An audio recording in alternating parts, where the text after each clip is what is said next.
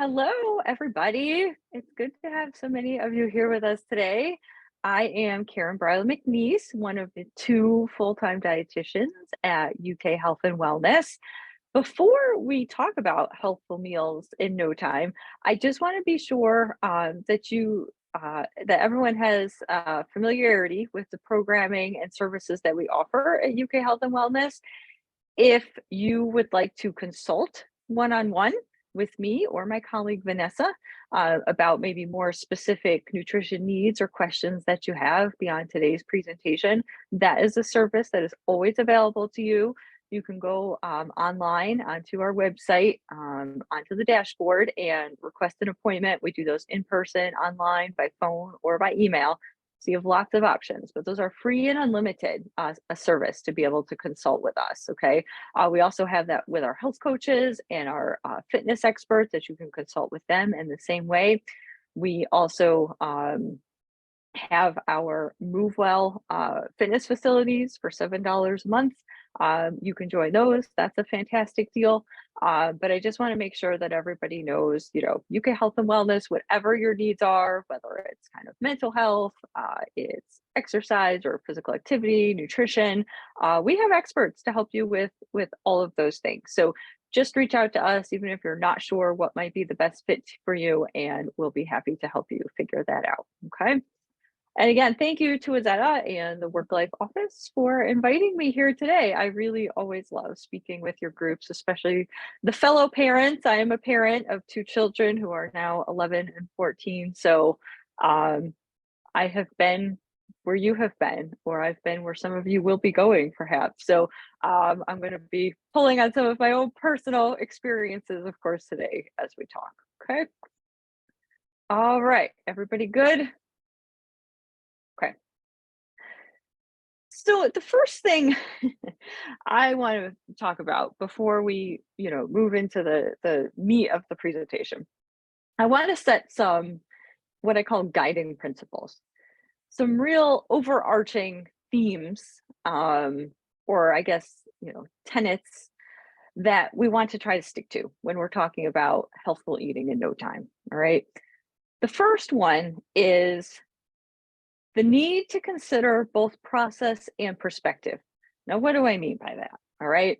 Now, I know when people hear healthful eating in no time or healthful meals in no time, I think most people probably, think they're going to hear about, a lot of time saving tips and how to be more efficient. And we're certainly going to talk about that. Okay. Because that is a big part of it. All right. The process. How do we, make things work more smoothly and more efficiently? Right. But there's also the issue of perspective. And by that, I mean, what is our definition of healthful eating or healthful meals? In my experience, I believe a lot of people have a pretty narrow perspective of what a healthful meal looks like.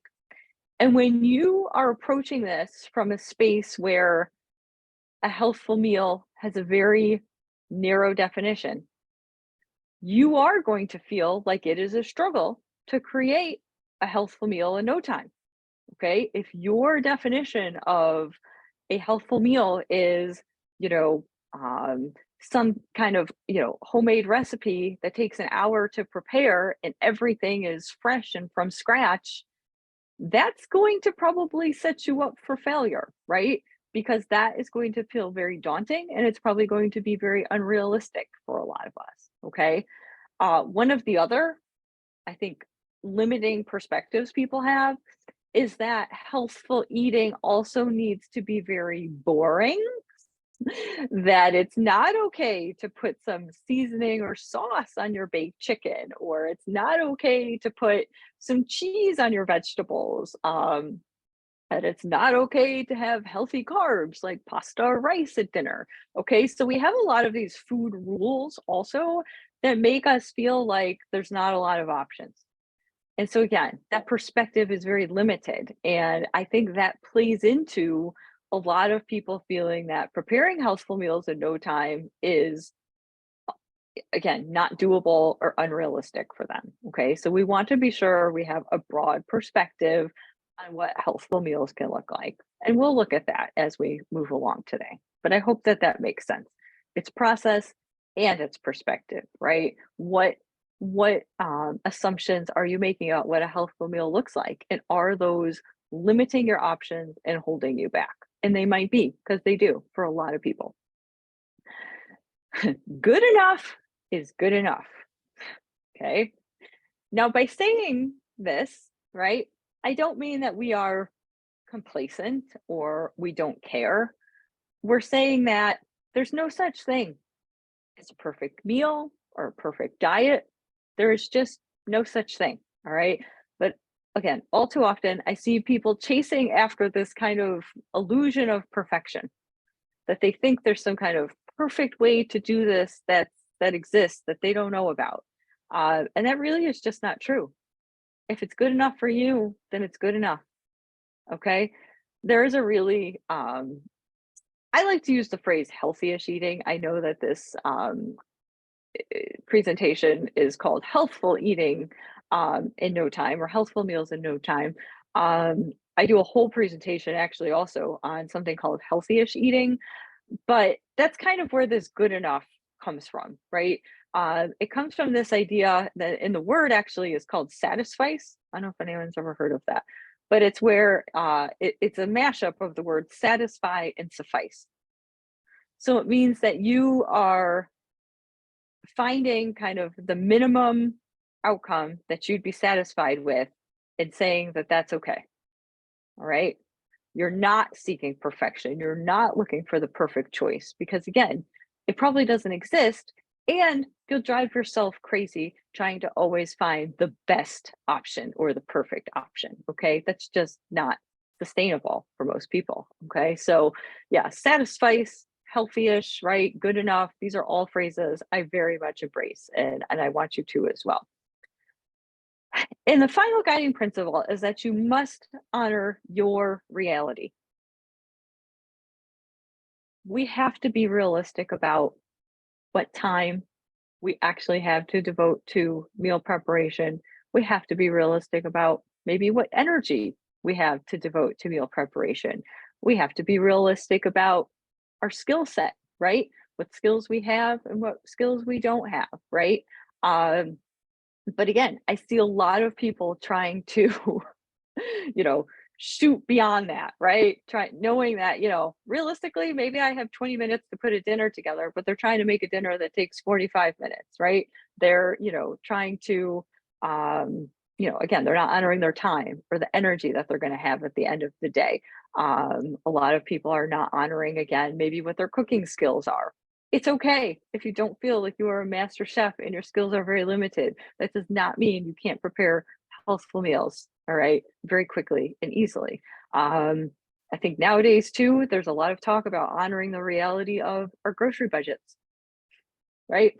The prices of things, we all have seen them rising over, the last year or so.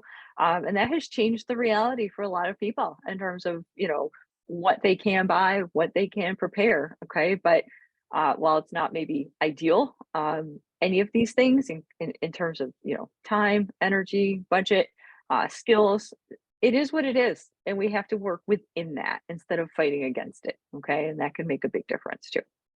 Okay. So hopefully that makes sense, just to kind of set the tone for where we're going with this discussion today. And I do want to say, like Azetta said before, if you have any questions or comments that come up as we're talking, be sure to share them in the chat box. That is absolutely fine. I welcome that. It won't distract me. So feel free, okay, to share whatever you like in the chat. Okay, so let's just talk first about getting organized. Okay, I think a lot of times people want to jump into meal prep and trying to do better about making dinners at home and all of that, without first kind of taking stock of like where things are right now, okay, and trying to just get themselves organized before you take any real action in terms of shopping and the food prep. All right, so there's no right or wrong way, obviously, to get organized, okay? And there's no right or wrong way to kind of, meal plan and all of that in general. This is, like I said, your journey that has to honor your realities. All right. So it's going to look a little different for everybody. So make a game plan. And I say this very intentionally because I don't say make a meal plan. Why don't I say make a meal plan? Because I think the phrase meal plan, and let me know in the chat box if you agree or disagree, but I think the phrase meal plan, eh, uh, the first thing I think of when I hear meal plan is I think of a refrigerator full of like color coded Pyrex containers that have all the food prepared that someone plans to eat like in a week. Does that ring a bell with anybody? Anybody feel like that is what they think of when they hear meal plan? Again, and that's an extreme, kind of view. But if you look up meal plan on Google or look at images that come up when you Google that, that's kind of what you'll see. You'll see this whole refrigerator or freezer stocked with all this stuff that's already prepared and ready to eat for the week. And for a lot of people, that's again just not realistic. That they're going to be able to make all their food that they need, on Sunday or something for the week ahead of time. It's also not realistic for people who don't like leftovers or don't want to keep eating the same thing over and over again, right? That's another reality you have to think about is your tolerance for leftovers or sameness and eating a lot of, repetitive foods, okay? So yeah, a lot of people think that that's what meal planning is, and it's not. All right, so I like to make a game plan. It could be a very flexible meal plan. It can be okay, these are 4 dinners I'm going to shop for. I'm not exactly sure what night I'm going to have them. Um, but I know I'll have these foods in the house to prepare a meal when I need to. Okay. So yeah, it doesn't have to be that you know exactly what you're going to eat at what meal on what day of the week. That is not what meal planning has to look like. Okay. Consolidate recipes and meal ideas. So trying to maybe centralize them somewhere. I feel like the internet's great. Don't get me wrong.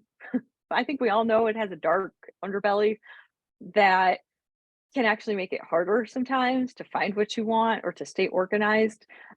Because I don't know, do people still use cookbooks? I still have a couple of cookbooks I use. Anybody? Yeah, but they're, yeah, not popular like they used to be, right? Now everyone's like, "Oh, I'm going on Pinterest or I'm going wherever to get recipes." And while that's great, what I often find is that overwhelms people. There's almost too many things there that it feels overwhelming. Kim uses a cookbook. Well done. Old school. Yeah, I like it. Um, a few favorites from college. Okay. Ooh, what recipe app do you use, Leslie? I'm sure everybody would probably like to know that. Oh, yes, I've heard of Paprika. Okay. Diane still uses cookbooks.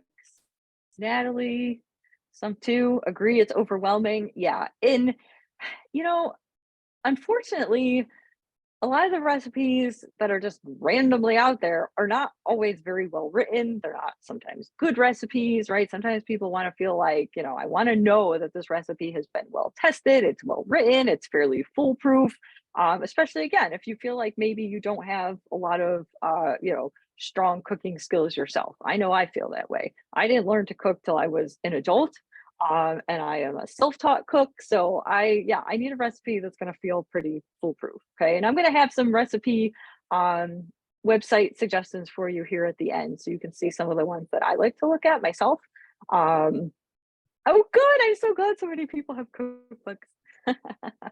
All right, just trying to get them all like somewhere, whether it's like a tab in your internet browser of ones that you want to try or have tried and have been successful, or it's keeping them organized or tabbed in your cookbook. I personally find a lot of recipes online, but I print them out. Okay, I've got to have the physical copy. I print them out, and then when I make the recipe, I make notes on it, about what I would change next time or whatever. And oh, Diane does that too. Yeah. And then if everyone in my family liked it enough to have again, I keep it. If it was like not really a winner, then I throw it out. And then whatever gets kept, I put in a binder. I know this is a little kind of OCD, but I put it in a binder and I have it organized by like chicken, beef, fish, vegetables, whatever the recipe is, soups, Instapot. And then I always have this physical binder that I can look through every week when I'm planning things to see what I might like to have. So yeah. Oh, yes, sheep protectors. I have the sheep protectors too. And they're great when you're in the kitchen splashing around and making a mess that you don't get your recipe all ruined. I keep, let's see. Oh, Stacy says screenshots of internet recipes or keep in Trello. There really is an infinite, number of possibilities of how you could keep yourself organized. I mean, with all the apps and technology and everything else we have, yeah, you guys are telling me things I wouldn't have even thought of. Katie's got the binder too. Yep. But yeah, that's the thing. It's just being sure you have a go-to place where you can look and say, okay, these are the recipes I want to try. These are the recipes I have tried and I know I like and would make again. All right. So yeah, folder, very good. All right. People, I think, often looking at this next bullet here, people often overlook the importance of staying organized in the kitchen in terms of how you're storing your food in your food preparation areas. Okay. So, sometimes preparing a healthful meal seems daunting because you have no kitchen counter space, perhaps, that you can rely on to use. And every time maybe you go to make a meal, you have to spend 10 minutes clearing off the kitchen counter or making room or organizing things to get ready to cook. So if that's the case, yeah, healthful eating, you know, quick and healthy eating is going to feel pretty overwhelming if you have to do all that before you even start cooking. And I've heard those stories from people. Okay. You guys, it doesn't take much to kind of talk yourself out of preparing a meal. I mean, I've seen things like, oh, I forgot to defrost the meat. Geez, I guess I'll order a pizza, right? So we're really good at finding ways around not preparing these meals, right? Yeah, Verda, the DoorDash, I have heard many stories about that, especially since the pandemic. I mean, I've had some people tell me they just had to delete the app off their phone because it was too tempting. Yeah, so again, we are very good at finding these little tiny excuses to not make the meal. All right. So you want to be sure that you've got a reliable place that's going to be cleared off where you can start working immediately. You want to make sure your food is organized in a way that is easy to find, right? And that, go through the pantry, go through the fridge and freezer regularly, get rid of things that are expired or, donate foods that you are still good, but you're not going to use. Or nowadays, with the way budgets are, I see a lot of people taking what isn't used and finding ways to use it because they don't want to waste anything, right? So maybe that's a way to get you to use some of that food and make meals at home, okay? But just knowing you can find what you need easily, right? That's another thing that really can be a road bump for people.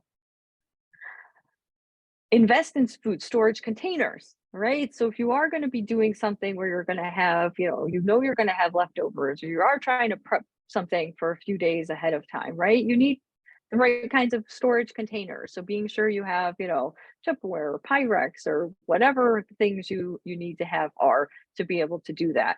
And also making sure they're portable if you need to be able to be taking things maybe from home to work and back and forth. And finally, being realistic and staying flexible. Like I said again, honoring your reality, all right, about time, energy, skills, budget, all right, and of course, staying flexible. So even though you have a plan, right, there's a plan A, maybe trying to have a plan B. That's often what I do. I've got my meals, my recipes. I think I'm going to prepare for the week, and some nights I'm just like, I don't know, none of it sounds good tonight, or I actually have like no time. So there's always frozen ravioli and a jar of spaghetti sauce or something like that, right? Hanging around that I could throw together if I have to. Maybe it's not, again, it's not a perfect choice, it's not the ideal choice, but I'm not ordering pizza or getting fast food or takeout. So I view that as a win. All right. And so when I talk about good enough and satisfying and healthy-ish, right? That's the kind of compromise I mean. You're not losing just because you went to plan B. You're maybe, again, if you have avoided ordering pizza or going out and getting something out, you're still winning. All right. That's still a win. And that's how I kind of want you to start trying to reframe what success can look like too. Okay. All right. So getting to the grocery store, that's where it all starts. Okay.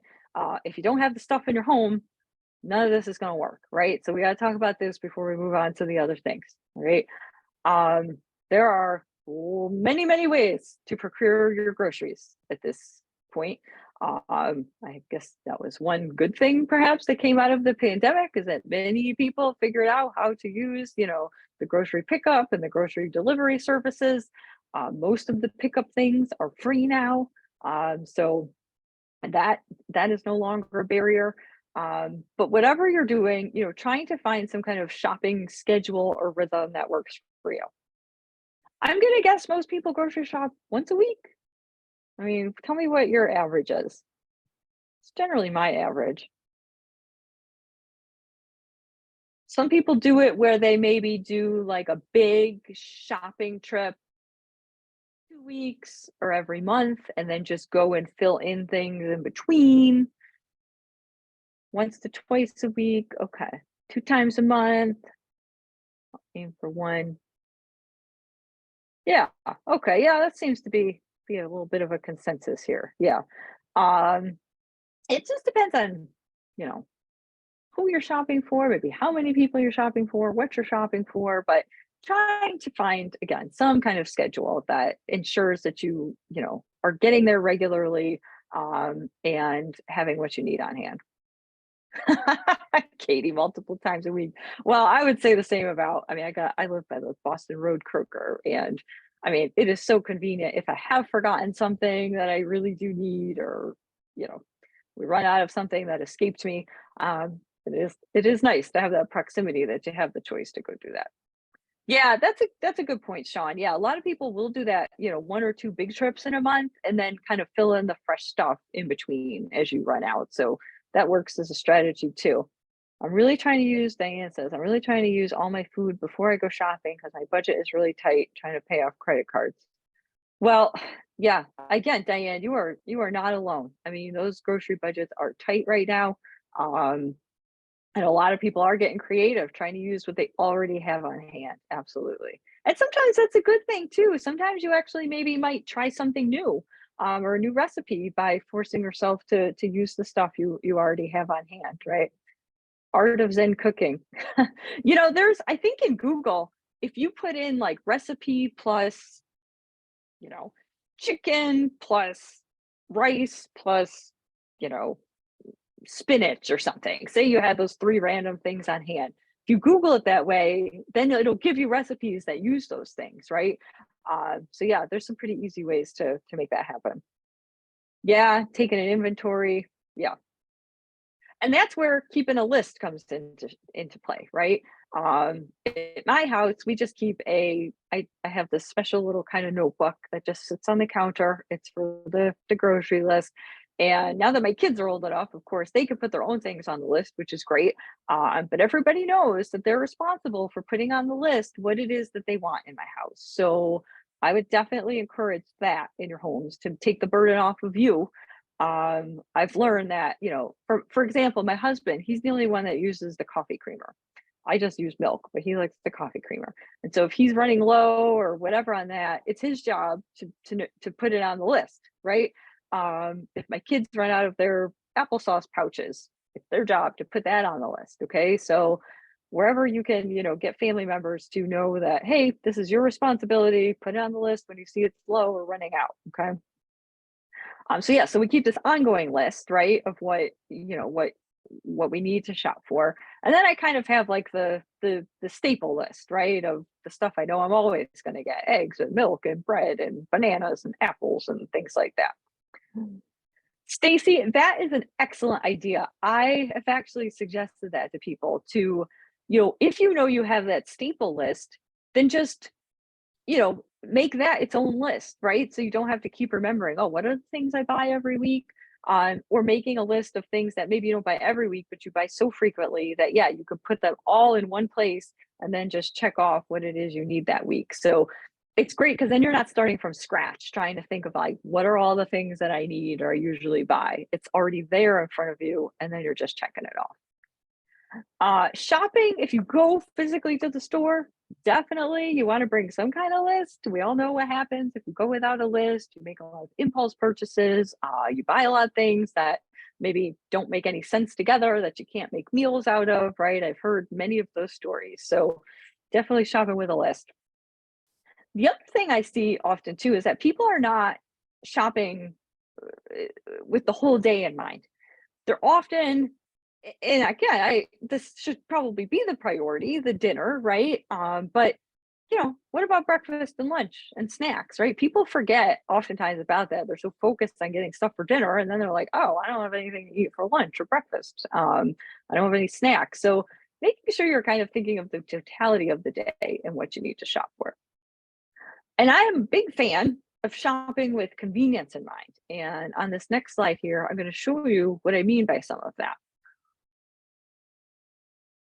So these are what I call kind of like healthier convenience foods. This is not an exhaustive list. These are just some things that I use in my own home. And I do know that, or I recognize that many of these things, such as say hard cooked eggs or canned beans versus dry beans, or pre-chopped vegetables versus unchopped vegetables, maybe single serve items, all of those do cost more than their kind of, counterparts, right?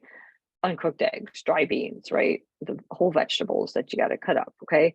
I know that. And so, but what I also point out to people is that if you, for example, have the canned beans, which means it's going to be more likely that you're going to use them in a recipe over dry beans, because dry beans you really have to plan for and prepare for ahead of time. If you have the canned beans on hand, it can make a quick dinner out of that and use your beans as the protein source. Even though you've paid more for the canned beans than the dry beans, at least you had something to make and you didn't go and order something out. Because ordering something out, whether it's pizza or fast food or restaurant food, that will always cost more. Okay. So sometimes I know in terms of the absolute upfront cost, some of these convenient foods cost more. But if you think about how it plays out in real life using these foods, it often means that you're not going to the vending machine buying that $2 candy bar. You're not going and getting that, $8 fast food lunch, right? You're still saving money when you think about what those alternatives are. So again, everybody's got to honor their own budgets, but I do just like to make that point. I have 3 bags of beans still in my cabinet, but all the canned beans are gone. That's funny. You got an Instapot or a slow cooker, Verta? Might be a good use for be good for the beans. Put that in there one day. Yeah, that's funny. But yeah, that's how it goes, right? Yeah. Again, and that is the reality, but that is a perfect example of, yeah, you're going to use that convenient stuff, right? Most of the time. And that actually could save money in the long run. But yeah, instant brown rice, instant oats, frozen potatoes. There are a lot of frozen potatoes out there that have no salt and no oil added, like the hash brown potatoes, the diced potatoes, O'Brien potatoes, and those can all be great, bases for recipes. Any kind of whole grain breads, tortillas, pastas, crackers. I'm a big fan of pre-cooked or pre-seasoned proteins. All right, if I can get kind of like the, chicken that's already got the taco seasoning on it, great. If I can get the chicken that's already cooked, great. If I can get those chicken sausages that are already flavored and cooked, ready to use, great. The hard cooked eggs, canned beans, canned or frozen veggies, pre-chopped veggies, bag salads. Yeah, pre-made, condiments, sauces, seasoning blends. And of course, I'm big on single serve, easy to transport items. Anything, like the little hummus cups and the guacamole cups and the peanut butter cups and the yogurts and the string cheeses and the applesauce pouches. Now, again, those cost more. I know also sometimes the extra packaging is a concern to people. And again, this is where you need to make your own personal choices and weigh the pros and cons of those things. But when people tell me that, there's not healthy, convenient stuff at the store, I show them a list like this. Like there's a lot of stuff like that. And again, maybe again, you were stuck kind of under this idea that these things don't count as healthy foods, right? Going back to what we talked about in the beginning about that perception of what healthful eating looks like. These things are all part of healthful eating. They count, okay? They are just making your life easier, and that doesn't take away from their nutrient value, and it doesn't mean that you're cheating by using them, okay? All right. So when you're maybe doing some of your planning and shopping, again, I know there's a lot of working parents here. So perhaps you have children in the house, perhaps you have a partner in the house. Sometimes there's other people in the house, like a mother-in-law or somebody like that. So whoever's in your household, try to get some buy-in from those people, right? Or some input. I know, especially if you are the primary food planner and preparer, that can feel like a real burden.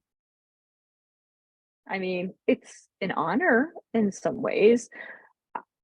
As the dietitian in the family, I am the primary food planner and preparer, but it can feel like a burden sometimes. Anybody else feel that way? I mean, I know you feel like, again, it's just always having to do it and always worrying about are other people happy with it and gonna like it. And I mean, there's a lot that goes on with that. All right. So to lessen some of that burden, trying to get some buy-in, right? Asking other people in the household, what might they like to eat? What foods do they want? Right?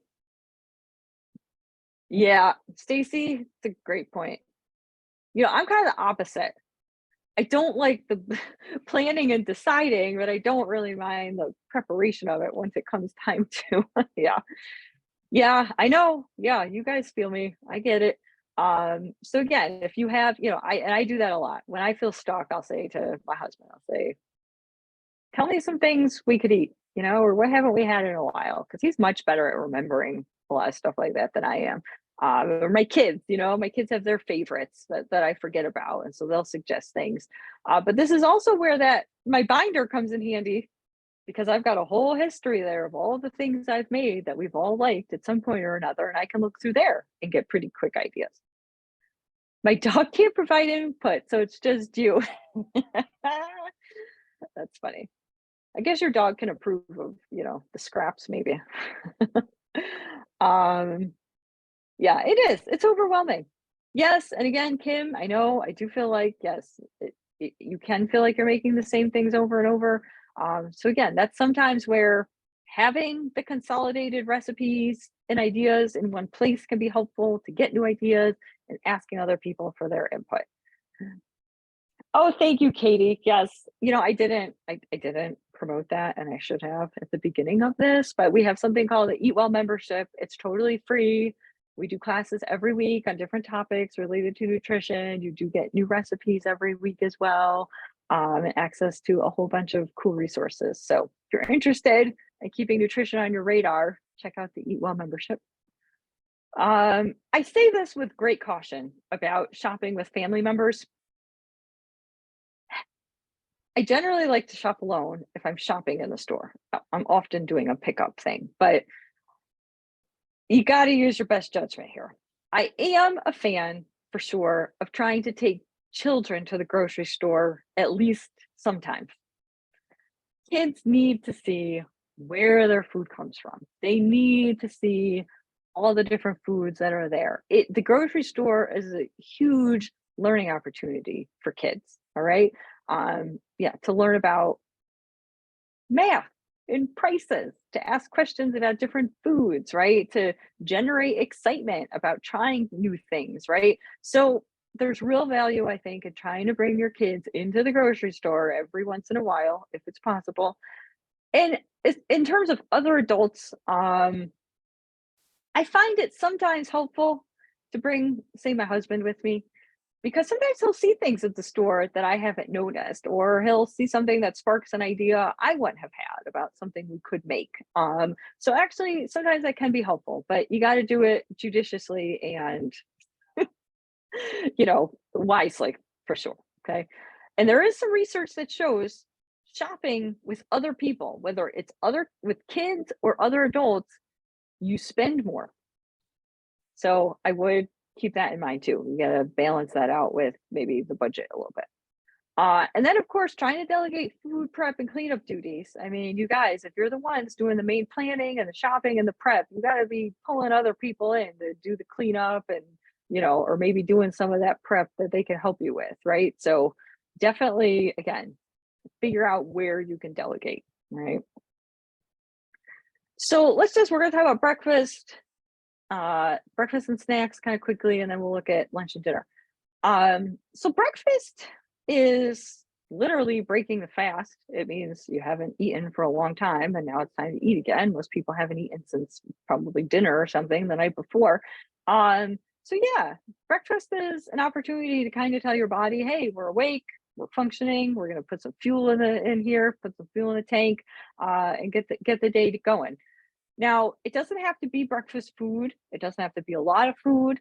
It doesn't have to be eaten as soon as you hop out of bed. You can wait 2 or 3 hours to eat breakfast. If you're like me, you're not super hungry as soon as you wake up. That takes a little time to kick in. So it can be pretty flexible. But what we know and what I've noticed about a lot of people who do skip breakfast is that they end up kind of paying for it as the day goes on. Again, I know this is controversial. I know with this intermittent fasting thing, a lot of people are doing breakfast, but for a lot of people, at least 3 meals a day is what you really need to keep fuel in the tank and to keep you going. All right. At least I do a protein shake, wondering if it's better to get food. I can't categorically say it's better or not to get food. I feel like if your shake is filling you up and you find it satisfying and easy, then continue with it. If you feel like you want to experiment with food, then certainly we'll have some ideas here that can help you do that. But no, I can't categorically say it's better. Lots of people who do the daily protein shake just because it's easy and it gets the job done, right?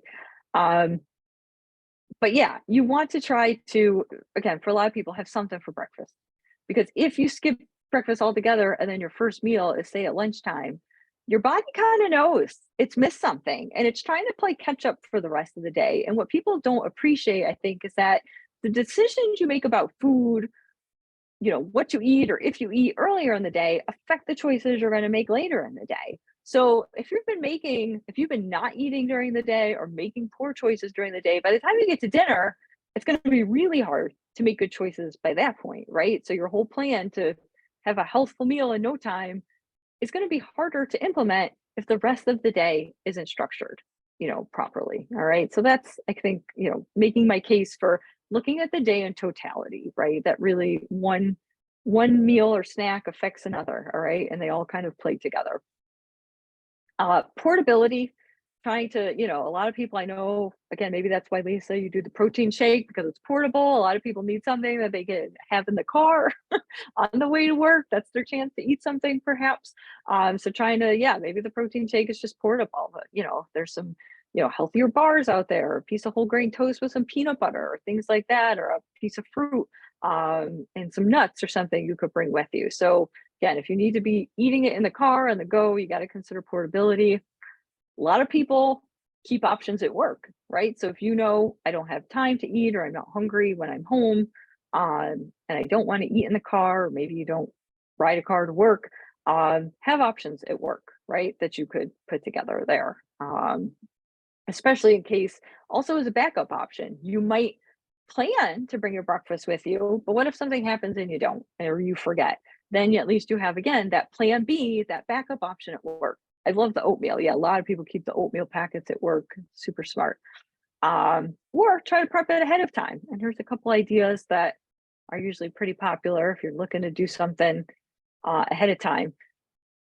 And this is pretty simple, right? Doing these overnight oats or the mini egg muffins that you make in the little mini egg muffin pans, right? These are pretty popular make ahead breakfast ideas that would give you some good fiber and protein to kind of get your day started. All right, so snacks definitely can play an important role in your diet, like I said, we got to look at the totality in the day. And I see a lot of people who dinner time rolls around and they had the intention of making a healthful meal at home, a quick and easy meal, but they're so hungry by the time dinner rolls around, they can't even think about like trying to go home and wait to prepare it and then eat, right? They're so hungry that sometimes they just like, forget it. I'm just going to the drive-through because I need food right now, right? So that is how, again, like I said, earlier in the day can affect later in the day. So that's why it might be really important to have some snacks around. If you find that you get hungry in between meals, especially a lot of people get hungry between lunch and dinner because that's a pretty long stretch to go for a lot of people without eating. Trying to make sure that you're working a snack in. That'll make it easier to keep your hunger in check and follow through with your good plan to prepare dinner at home. So again, kind of like breakfast, maybe trying to make a stockpile at home or at work. We want to focus on nutrient dense things, things that have protein and fiber that will actually fill us up if we're feeling hungry. And of course, being mindful of portions. I think this is where people get into a lot of trouble with snacks, right? Trying to get, that's where the single serve containers of things can be helpful, or portioning it out yourself and not eating out of the big package or box, right? That is usually, unfortunately, that's what a lot of people do. You know, maybe it's healthy, maybe it's wheat thins or it's dried fruit or it's nuts and you're eating it out of the big container. But again, when you're doing that, you're usually consuming more than you really need to or intended to. So trying to, portion it out and then just eat that portion. But here's some simple snack ideas. Now, a lot of stuff here. Easy stuff too. Greek yogurt and berries. I'm a big fan, especially right now that we're going into winter. Frozen berries. They're not going to go bad. So they're pretty cost efficient that way. Let them thaw out in the fridge, mix them in your yogurt, cottage cheese and tomato, maybe a healthy trail mix, something without a lot of candy in it or that you make yourself, just some nuts, some dried fruit, maybe some chocolate chips. There's your hummus or guacamole with veggies, cheese and crackers, like a whole grain cracker, like Triscuit or wheat thin, homemade smoothie. There's, some kind of protein like the hard-boiled egg or string cheese with a piece of fruit. Oh, sorry about that. Hard-boiled egg, whole grain tortilla with one of those tuna pouches. You guys know those tuna pouches that you can buy? They're shelf-stable. They come in all different flavors. They're delicious, right? They're the easy protein source. Maybe banana or apple with peanut butter. And there's some bars also that we like. Luna, Lara, Kind, and RX bars. Those tend to be kind of the top bars in terms of nutrition. And they're easy to find everywhere. A lot of these ideas here are also great breakfast ideas, right? A lot of breakfast and snack ideas from a nutrition perspective can look pretty similar. Sean, I take the big container and put it in a small bowl and that's all I eat for a snack. Yes, that's exactly what I'm talking about. Yeah, don't eat out of the big container. Don't do it. All right, so lunch and dinner. Right? Hopefully, again, we're eating our breakfast, having snacks when we need it, trying to eat regularly throughout the day to keep our energy and our appetite in check. A few tips here, right? Trying to do the cooking when you have more time or energy.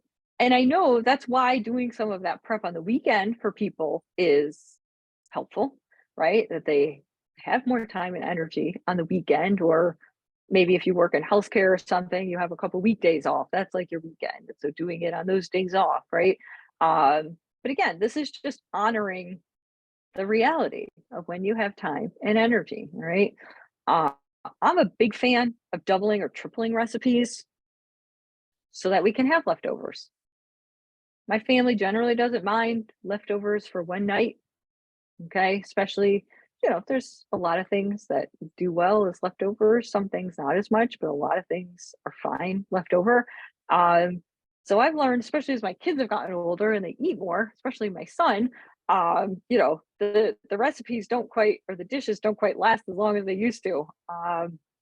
So a lot of times I'll double it now so that we can have it twice. Because it's really no extra effort or time to make more of something. All you have to do is plan to have enough of the ingredients. That's a great strategy, Leslie. Yeah, cook a meal on Sunday so you have the leftover for Mondays, because Mondays are Mondays. Dump and go crock pot. Yep. Or And yeah, you see the slow cooker there, which is the crock pot, the Instant Pot, the air fryer. There's a lot of great devices now that can help you, with your meal prep. Who else uses any of these devices? You got any other slow cooker, Instant Pot, air fryer people? I used to do the slow cooker, but then I did get an Instant Pot, and I love the Instant Pot. Yeah. Because they're hands off. That's the great thing about the slow cooker or the Instant Pot. Now, the slow cooker, you got to plan a little bit more ahead of time, right? Probably you got to put the stuff in there at the beginning of the day or before you leave for work so it's ready. The Instant Pot it's just faster, and so you could put everything in there when you get home, and it's usually ready in about half an hour. But it was great when my kids were younger and before COVID, when everything was like normal. But God, we'd come home and they'd been at school all day, and then you pick them up from daycare and it's already late and everybody's got things to unpack and homework to do and blah blah blah. So it would be great to be able to put something in the Instapot and be hands off for 30 minutes while you're trying to do all that stuff, and settle into home for the evening. Incredibly helpful. Lots of slow cookers. Air fryer and rice cooker. Been researching crock pots. Yeah, the rice cooker, I have a rice cooker, and I have to say, I mean, it cost me like 20 bucks, and it was totally worth that. I love it. Love it. Yeah, and it's great for brown rice because brown rice takes so long to cook, and sometimes it's hard to get that right. It's great for that. Yeah, your house, you double dinner recipes, take it to work. Yes, a lot of people using them. So if you're not going to have it for dinner leftovers, at least they can be lunch leftovers too. I've never done a whole chicken in an Instapot. I need to try that, Ellen. Very good. Okay, good. You guys already have a lot of good things going on. Trying to prep components ahead of time. Again, I'm huge on this too. If I can cut a bunch of onion that I know I'm going to need for the week at the beginning of the week, if I can, peel and slice my carrots, if I can, chop up some veggies, or if I can combine, spices or whatever that a recipe needs, anything, thawing out the meat, right? We talked about that. Whatever can be done ahead of time, I'm definitely trying to do. Okay. And a lot of that can be done on the weekends, right? For sure. Sean has all the things: crockpot, rice maker, air fryer. The other thing too I want to say is that lunch, dinner, well, especially dinner, really is what I mean here. It's often a compromise meal, and by that I mean it's usually the meal you're sharing with other people, right?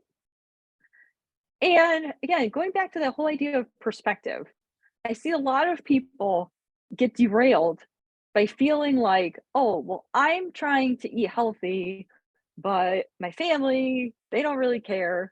And so they feel like they're compromising by, making something that's a little less healthy than they might like so that their family will eat the meal, for example. Okay.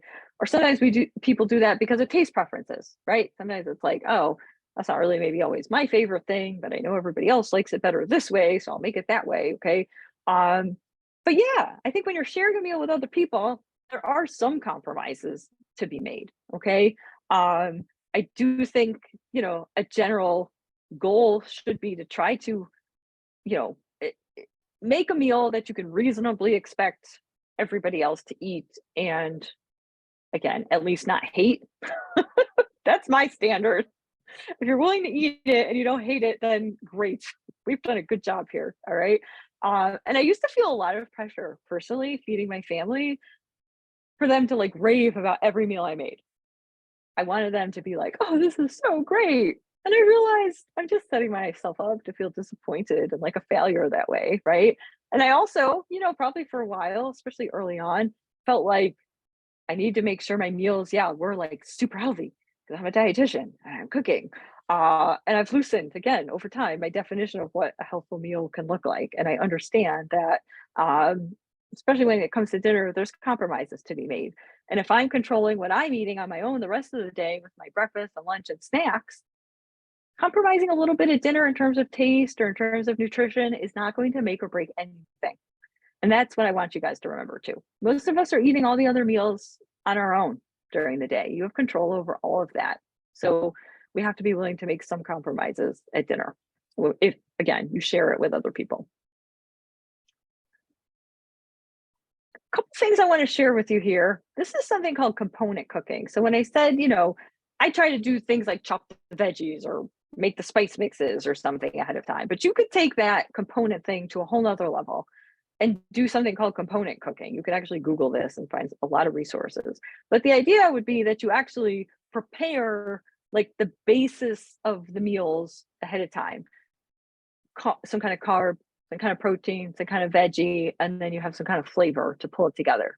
So that if you have prepared the brown rice ahead of time and the beans and some roasted veggies, you can mix and match those components in different ways throughout the week to make different meals. So it's kind of like an in between of doing, kind of different cooking every night or doing the meal prep all at the beginning of the week. It's kind of like an in between. You're prepping the major components that take time and effort during the week, but then you're able to mix and match them and make different meals out of them. Anybody do anything like this?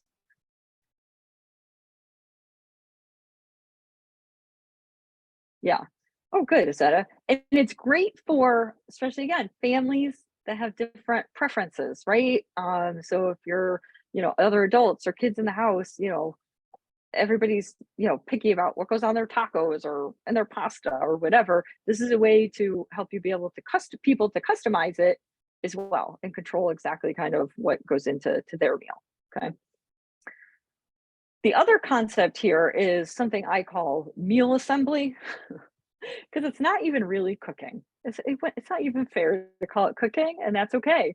Um, it's really shopping for a lot of those convenience ingredients we looked at and just putting them together in a way that makes sense and is fairly nutritionally balanced.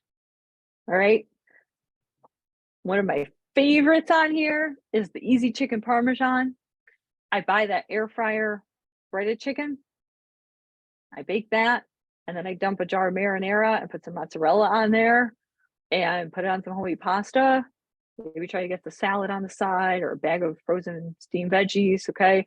Uh, and my whole family loves it. It's so easy, right? But I'm not really cooking. I'm just dumping things and cooking it. Okay. Easy beans and rice. That's another good one with the instant brown rice, canned beans, salsa, and cheese. I mean, you can make that whole thing in the microwave. It takes like 5 minutes, right? Now, again, are these the kind of things you would want to have all the time? Maybe not, right? Are these things that could be good plan B options when your initial plans fall through? Yeah, absolutely, right? But it's again all about shopping for these convenience items so you know you have them on hand to use when you need. All right. And then just one more word here on getting kids to eat. I know this is a struggle for parents. Um, like I said, you gotta be realistic. Trying to offer at least one food they'll eat, right? Um, you're not a short order cook, right? This is this is what we have to eat. That has been said in my house many, many times. This is what we have to eat. You want something else, right? I mean, especially now my kids are old enough, they can find something else for themselves, right?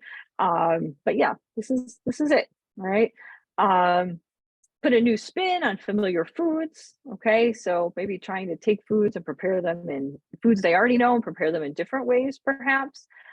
Allow for customization, make them fun, and allowing kids to follow their natural hunger cues, right? To cleaning the plate and all of that. Yeah, just they're pretty good. They're already pretty intuitive eaters, right? In terms of eating when they're hungry and stopping when they're full. So really trying to nurture that and allow for that.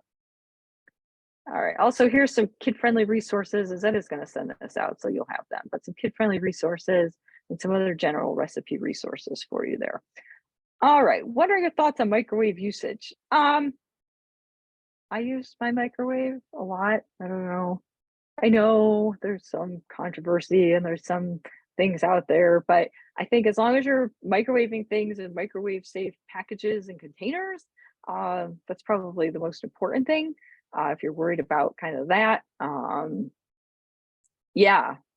I mean, a lot of the bags are, they have to be like a certain grade and, certain materials to be safe in the microwave and, using them in the, using glass containers if you're worried about the plastics leaching things. And from a nutrition perspective, microwaving stuff doesn't change it at all. I mean, microwaving really should preserve the nutritional content of whatever you're heating fine to. What else? So I know we're really right up against the end time here, but do you guys have other questions or thoughts?